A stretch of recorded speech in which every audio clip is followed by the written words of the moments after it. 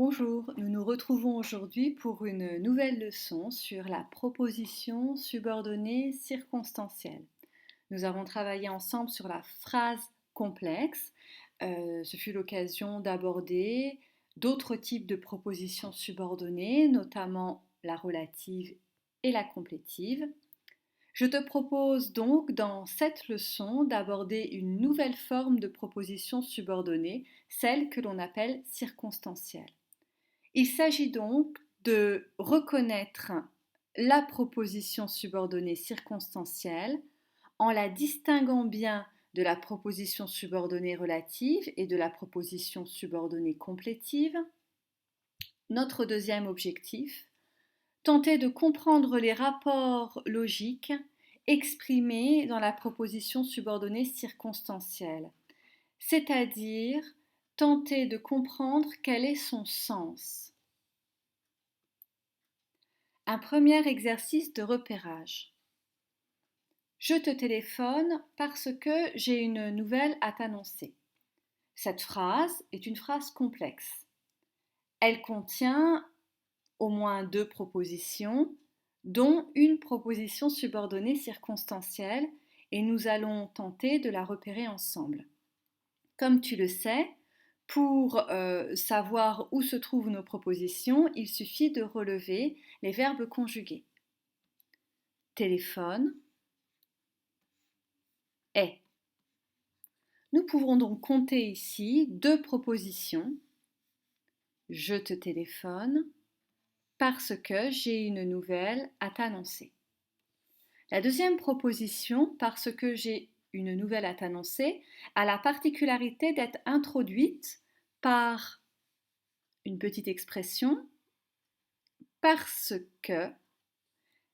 Dans cette expression, tu dois sans doute reconnaître déjà que. Nous avons eu l'occasion de voir ce petit mot, qui est un mot subordonnant. Il peut être pronom relatif ou conjonction de subordination. Parce que correspond donc à un mot subordonnant et il s'agit plus particulièrement aussi d'une conjonction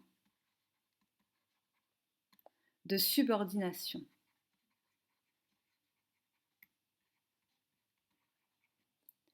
Voici donc notre proposition subordonnée circonstancielle. Elle a la particularité notamment d'être introduite par un mot subordonnant, ici parce que l'on appelle conjonction de subordination. Je te téléphone correspond donc à la proposition principale. Première caractéristique donc. La proposition subordonnée circonstancielle est introduite par un mot subordonnant, comme n'importe quelle proposition subordonnée. Ce mot subordonnant est appelé conjonction de subordination. Voici deux exemples. Pendant qu'il dort, je prépare le petit déjeuner. Repérons ensemble les propositions et pour ce faire, relevons les verbes conjugués dort, prépare. Nous pouvons donc compter ici deux propositions. Pendant qu'il dort, je prépare le petit déjeuner. Je prépare le petit déjeuner, c'est la proposition principale. Pendant qu'il dort, c'est la proposition subordonnée circonstancielle et ce qui nous l'indique, c'est que cette proposition commence par pendant que, qui correspond à une conjonction de subordination. Deuxième exemple. Dès que tu arrives, nous partons. Relevons les verbes conjugués. Arrive, partons. Voici deux propositions que nous allons mettre en évidence. Nous partons. Dès que tu arrives. Nous partons correspond à la proposition principale. Dès que tu arrives, comme tu le devines sans doute, il s'agit bien sûr de la proposition subordonnée circonstancielle et ce qui nous le prouve, c'est qu'elle est introduite par dès que qui correspond à une conjonction de subordination. Récapitulons. Les conjonctions de subordination introduisent la proposition subordonnée circonstancielle. Ces conjonctions de subordination peuvent en outre être classées en fonction de leur signification, en fonction de leur sens. Voici quelques exemples, nous en verrons d'autres à travers les exercices. Il y a tout d'abord des conjonctions de subordination de temps. Quelques exemples. Essaie de les retenir. Quand, pendant que, lorsque, dès que, avant que, tandis que, etc. Autre type de conjonction de subordination, celles qui font référence au but. Afin que, pour que, etc. Celles qui introduisent une conséquence, de sorte que,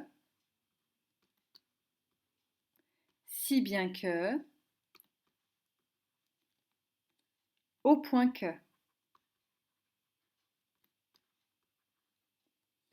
Des conjonctions de subordination qui introduisent une cause.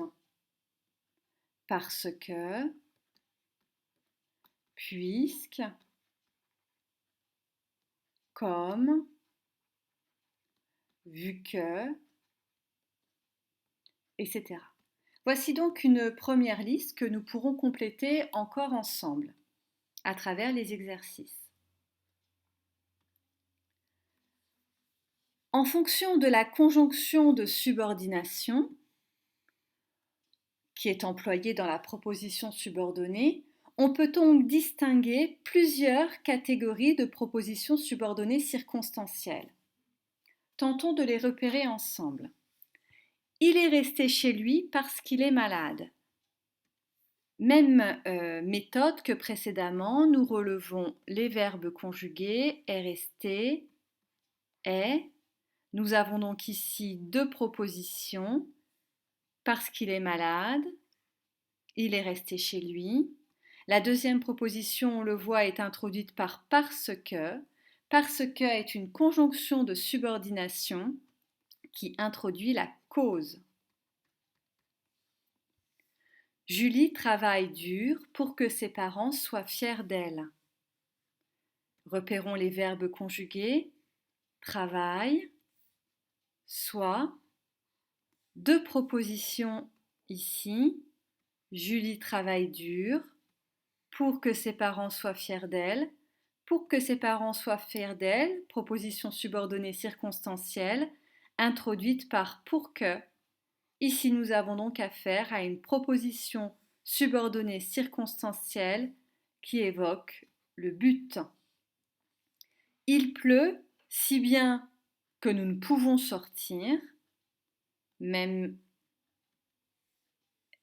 méthode, pleut, pouvons, verbe conjugué, deux propositions, il pleut, si bien que nous ne pouvons sortir, conjonction de subordination si bien que nous ne pouvons sortir, il s'agit d'une proposition subordonnée circonstancielle de conséquence. Quand tu te sentiras mieux, nous partirons en vacances. Essaie de repérer avec moi les verbes conjugués. Sentira, partiront. Comme tu le sais déjà sans doute, nous avons donc deux propositions. Quand tu te sentiras mieux, nous partirons en vacances. La proposition subordonnée circonstancielle ici est en première position, quand tu te sentiras mieux, et ce qui nous l'indique, c'est quand, qui correspond à une conjonction de subordination. Quand tu te sentiras mieux est une proposition subordonnée circonstancielle de temps. Si tu es sage, tu auras un bonbon. Verbe conjugué est, aura. Deux propositions donc. Si tu es sage, tu auras un bonbon. Où est notre conjonction de subordination ici? Si tu as bien compris la logique de l'exercice, tu dois pouvoir la repérer. Il s'agit de si. Si tu es sage est donc une proposition subordonnée circonstancielle de condition. Voici pour un premier aperçu des différentes propositions subordonnées circonstancielles qui peuvent exister. Des propositions subordonnées circonstancielles de cause, de but, de conséquence, de temps, de condition. Nous aurons l'occasion d'en voir d'autres à travers les exercices. Lorsque tu formules une proposition subordonnée circonstancielle, il te faudra faire particulièrement attention à la conjugaison. Retiens dès à présent une chose importante. Si la proposition subordonnée circonstancielle évoque un fait qui n'est pas encore réalisé, nous n'utiliserons pas l'indicatif, mais le subjonctif. Un exemple. Alors, si tes souvenirs concernant le subjonctif sont lointains, encore une fois, je t'invite, comme je l'ai déjà fait, à revoir ton tableau de conjugaison. Je me sacrifie pour que tu réussisses. Alors, essayons d'analyser ensemble cette phrase. Deux verbes conjugués, sacrifie, réussissent, et donc deux propositions, je me sacrifie pour que tu réussisses. Ma conjonction de subordination ici, c'est pour que. Voilà. Pour que. Nous avons donc ici une proposition subordonnée circonstancielle de but. Et donc, comme le fait de réussir n'est pas encore réalisé, nous avons employé ici un verbe non pas à l'indicatif, mais au subjonctif présent. Indicatif présent, je réussis, tu réussis, il réussit. Subjonctif présent, que je réussisse, que tu réussisses, qu'il réussisse. Autre point important. Souvent, la proposition subordonnée circonstancielle peut être supprimée sans que la phrase soit incorrecte pour autant. C'est une nouvelle caractéristique de la proposition subordonnée circonstancielle. Un exemple.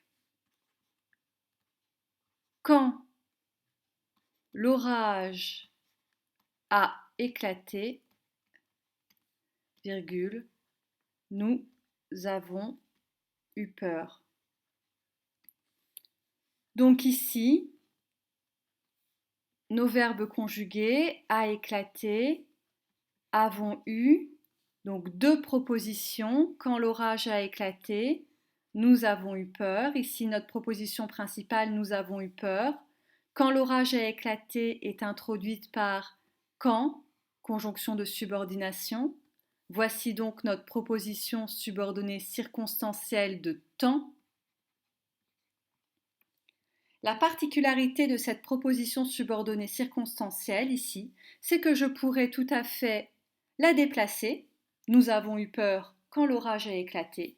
Ou nous pourrions aussi tout à fait la supprimer. Nous avons eu peur. Il nous manque seulement une information, une précision, mais nous avons eu peur n'est pas incorrecte. Donc la proposition subordonnée circonstancielle peut être supprimée, contrairement à la proposition subordonnée complétive que nous avons déjà vue ensemble. Exemple, alors là j'en appelle à tes souvenirs, il dit qu'il ne reviendra pas. Donc, nos verbes conjugués dit, reviendra. Deux propositions, il dit qu'il ne reviendra pas. Qu'il ne reviendra pas est introduite par la conjonction de subordination, le Q apostrophe.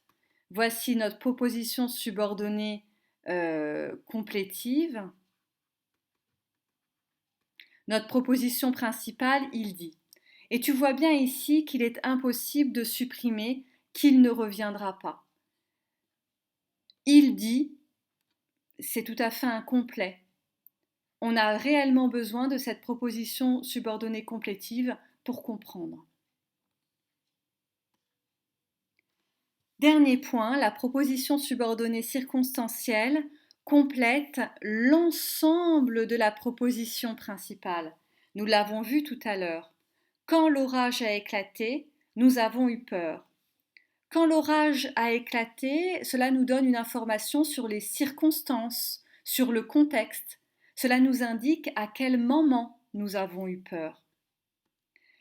Alors que, comme tu t'en souviens sans doute, la proposition subordonnée complétive complète un verbe seulement, et nous l'avons vu ici, il dit. Voici notre verbe que la proposition subordonnée complétive complète, elle porte bien son nom. Et enfin, la proposition subordonnée relative quant à elle, tu t'en souviens sans doute, complète un nom. Par exemple, le chat qui dort sur le banc est le mien. La proposition subordonnée relative qui dort sur le banc vient compléter ici et donne des informations sur le chat étant appelé antécédent. Et à présent, place aux exercices.